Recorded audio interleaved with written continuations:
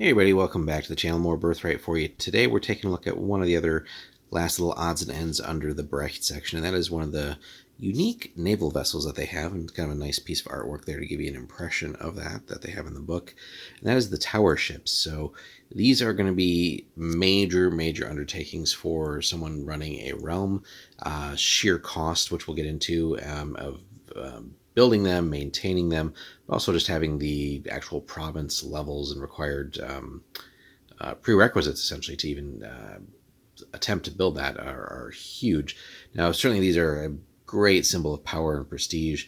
Certainly, like again, most common realm that's going to come to mind here is Mudan with their Royal Navy, where they have access to several of these.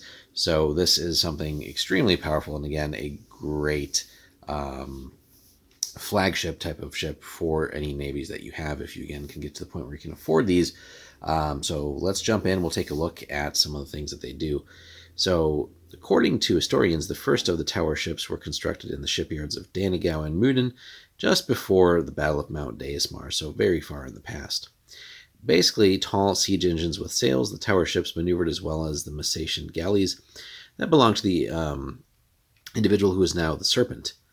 The battle may have gone differently if the Tower ships, their hulls cracked and sails burning, had not blasted the Voss and renegade Messatian vessels with searing fire, even as they paid the ultimate price themselves. Now, moving forward, few realms have attempted to build tower ships since the Great Battle.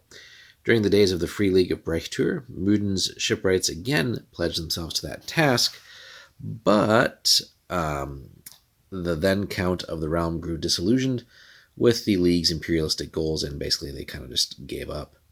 Today, though, in Brecht Tower, only a few shipyards have the knowledge and resources to build the floating siege engines, more specifically Mudan and Danigau, certainly and perhaps Darren.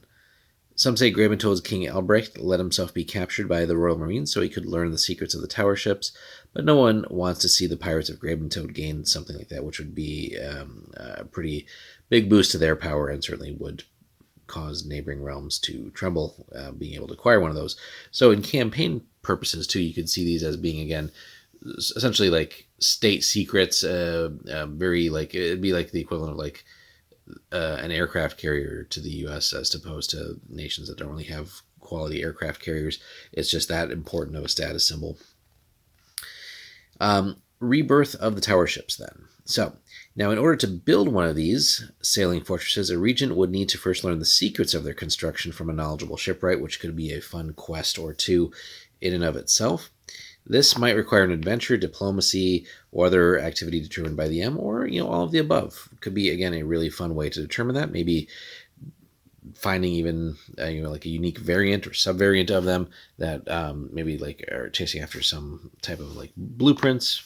That would be a fun quest to obtain. Maybe there's other interested parties trying to nab those as well. So now getting into some realm specifics here. Only a realm with a seaport in a province rated 5 or higher, so again, gotta already have that, could attempt to build a ship. The build domain action would be required to attempt the task, with a success number of 10 as a base. The base cost, here we go, is 20 gold bars. 20 gold bars. That buys a lot of army, but that's just one ship buying it, right?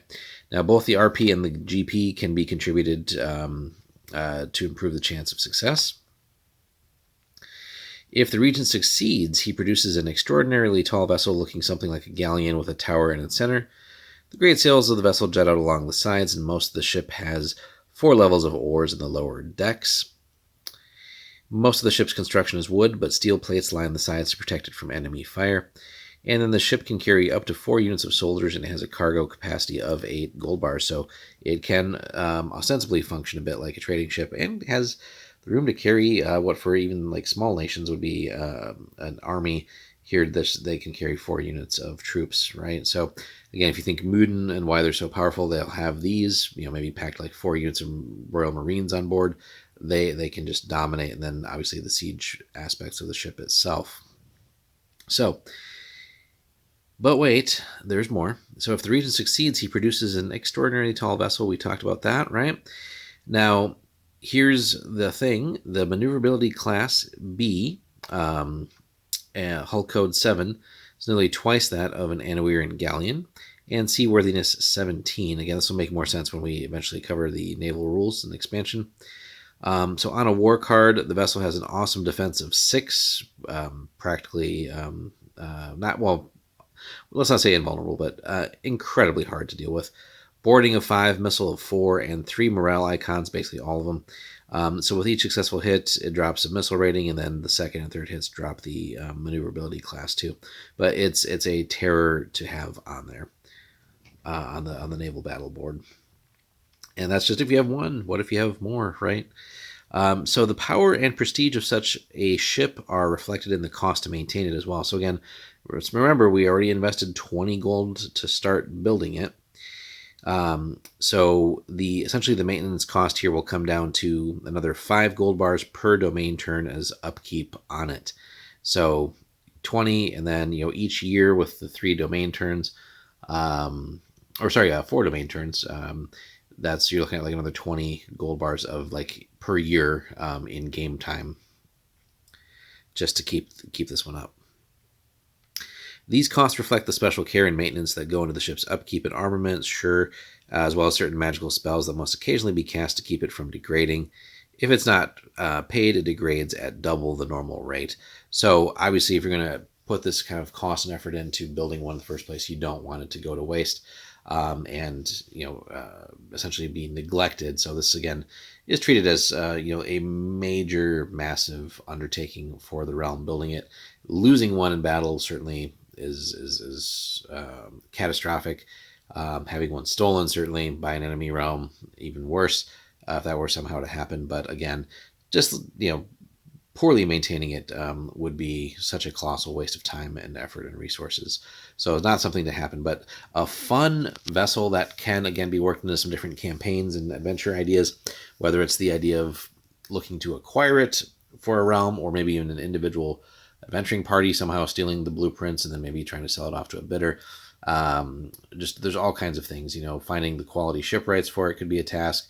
There's just so many little adventure hooks that we could build in there. But again, as far as running a realm is concerned, if you're trying to get this for a realm that doesn't or wouldn't normally have one already, and having like the right requirements met, this could be a major sort of step up in prestige and power on the naval board for you guys.